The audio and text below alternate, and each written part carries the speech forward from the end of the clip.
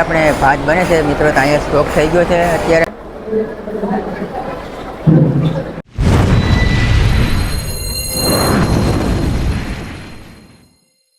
સૌ પ્રથમ તો બધાને જય બાપા સીતારામ. તો બધાને આજે ગુરુ પૂર્ણિમા નિમિત્તે બધાને હાર્દિક શુભકામના. તો મિત્રો હાલ હું અત્યારે છે બાપા સીતારામ બગદાણા ધામ છે ત્યાં રસોડામાં ઉપસ્થિત છે. તો આજે હું તમને જે રસોડામાં આવ્યો છું, તો આજે તમને જે લાઈવ બને છે એ તમને હું બતાવવાનું છે. તો બનાવી જો ફૂલી વિડીયોમાં આપણે ભાત બને છે મિત્રો, તો અહીંયા સ્ટોક થઈ ગયો છે અત્યારે હાલમાં. તમે અહીં સ્ટોક આવી ગયો છે મિત્રો, તમે જોઈ શકો છો ને અહીંયા સ્ટોક છે એ આપણે તૈયાર થાય છે મિત્રો, તમે જોઈ શકો છો. તો ચાલો હવે આગળ તમને પ્રોસેસ બતાવું.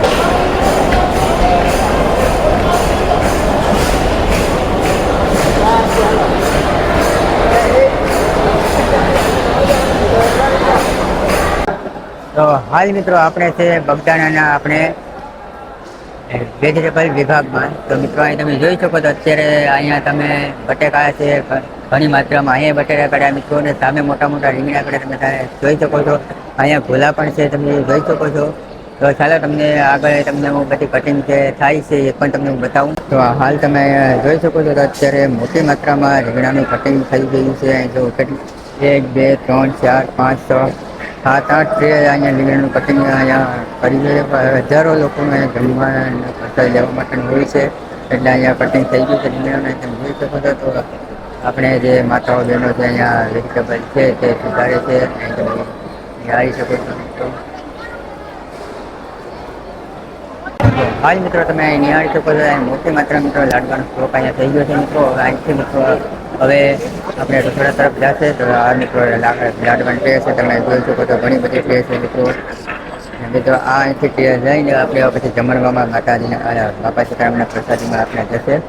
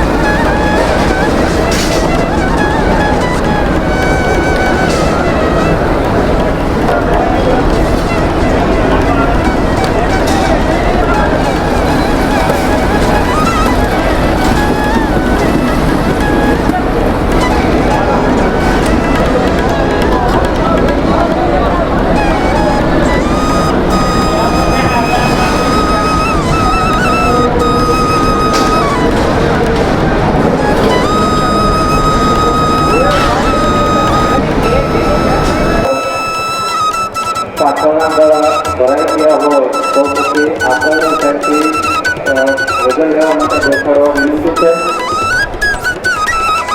યાત્રિકોને વિનંતી જે ખાવામાં ખાલી છે તેની શરૂઆત કરવી. હાલ મિત્રો તમે જોઈ શકો છો માતાઓ બહેનો દ્વારા અહીંયા પૂરી વણવામાં આવે છે, તમે જોઈ શકો છો મિત્રો. અને એ પૂરી વણીને તળવામાં આવે છે. તળીને મિત્રો થાય અને અહીંયા તેમાં કાઢવામાં આવે છે, જોઈ શકો છો. કાઢીને અહીંયા તમને જો આ મોટી ટ્રે છે એમાં કાઢવામાં આવે છે, જોઈ ગયા છે. હાલ મિત્રો તમે જોઈ શકો છો કે અહીંયા પૂરી તો ખાઈ છે. મિત્રો જરાક આગળ જઈએ અને તમને બતાવું.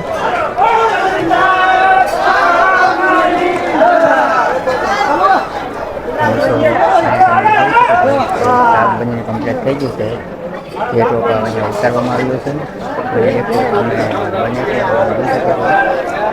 અને અહીં તમે જોવો તો મિત્રો અહીંયા દાળ અને બંનેને કમ્પ્લીટ થઈ ગયું છે અને દાળ બને છે.